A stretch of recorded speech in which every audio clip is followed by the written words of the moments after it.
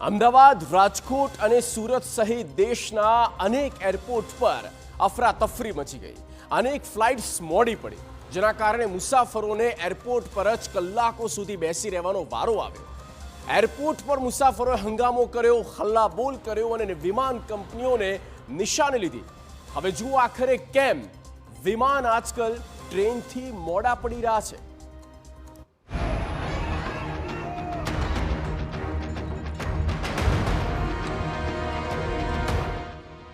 Airport પર અફરાતફરી.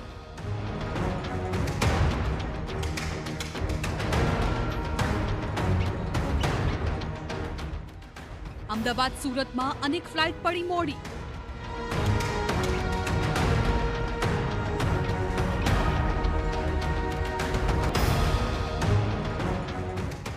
હજારો મુસાફરો એરપોર્ટ પર અટવાયા.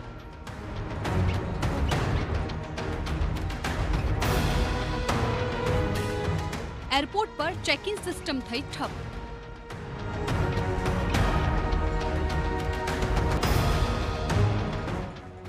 અનેક કલાકો સુધી મુસાફરો થયા પરેશાન.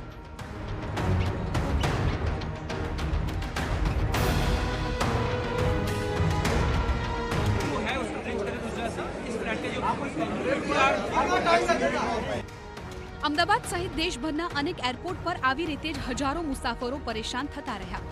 અનેક કલાકો સુધી એરપોર્ટ પર અટવાઈ ગયા, ખૂબ જ મુશ્કેલીમાં મુકાઈ ગયા.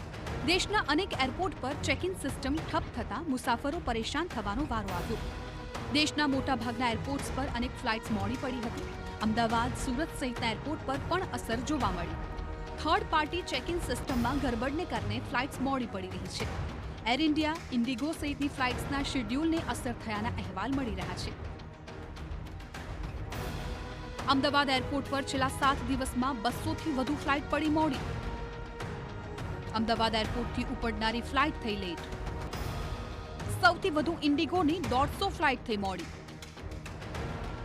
એર ઇન્ડિયાની 10, સ્પાઇસ જેટની 16 ફ્લાઇટ મોડી. સ્ટાર એરની 11 તો એર ઇન્ડિયા એક્સપ્રેસની 1 ફ્લાઇટ મોડી પડી. ઓપરેશનલ અને ટેકનિકલ કારણોસર ફ્લાઇટ મોડી. મહત્વનું છે કે 1 મહિના પહેલા દિલ્હીના એરપોર્ટ પર એર ટ્રાફિક કંટ્રોલ સિસ્ટમમાં ટેકનિકલ ખામી સર્જાતા 800થી વધારે ફ્લાઇટ્સને અસર થઈ હતી. સેંકડો ફ્લાઇટ ડીલે થતા દેશભરમાં લાખો મુસાફરો કલાકો સુધી અટવાયા હતા. આ જ મુદ્દો સંસદમાં પણ ઉઠ્યો હતો. સોમવારે નાગરિક ઉડ્ડયન પ્રધાને ગૃહમાં જણાવ્યું હતું કે ગત 1 વર્ષમાં દિલ્હી સહિત દેશના અનેક મહત્વના એરપોર્ટ પાસે ઉડાનોમાં જીપીએસ સ્પૂફિંગ અને જીએનએસએસ ઇન્ટરફેસની સમસ્યા સામે આવી હતી. સરકાર આવી ઘટનાઓ પર નજર રાખી રહી છે અને તેને નિવારવા જરૂરી પગલાં પણ લઈ રહી છે. એરબસ દ્વારા જારી કરાયેલી એડવાઇઝરીને પગલે ઇન્ડિગો એરલાઇન તેના A320 એરક્રાફ્ટના કાફલામાં અપગ્રેડેશન કરી રહી છે. આ અપડેટ સોલાર રેડિયેશનથી ફ્લાઇટ કંટ્રોલને થતું નુકસાન અટકાવવા માટે અત્યંત જરૂરી છે. આ તકનીકી અપગ્રેડેશનને કારણે ફ્લાઇટ્સ મોડી પડી રહી છે, પરંતુ એરપોર્ટ પર જોવા મળી રહેલા દ્રશ્યો સ્પષ્ટપણે દર્શાવે છે કે ઇન્ડિગો એરલાઇન દ્વારા મુસાફરો માટે કોઈ ખાસ વ્યવસ્થા કે યોગ્ય માહિતી પૂરી પાડવામાં આવી રહી નથી, જેને કારણે મુસાફરોનો રોષ વધી રહ્યો છે.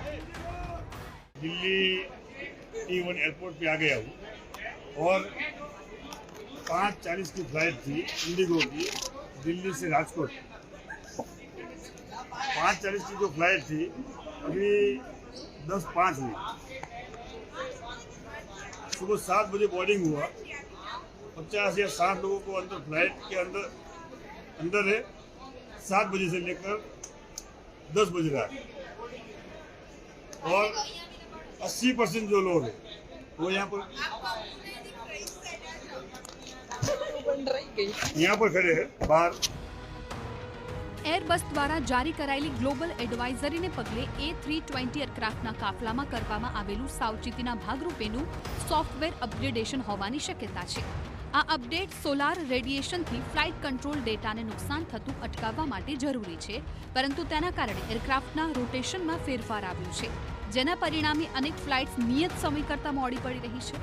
આગામી કેટલાક દિવસો સુધી આ સમસ્યા મુસાફરોને નડી શકે છે, જેથી જો આપ આગામી દિવસોમાં ફ્લાઇટથી મુસાફરી કરવાનું વિચારી રહ્યા હો તો આપને પણ એરપોર્ટ પર અટવાઈ જવાનો વારો આવી શકે છે.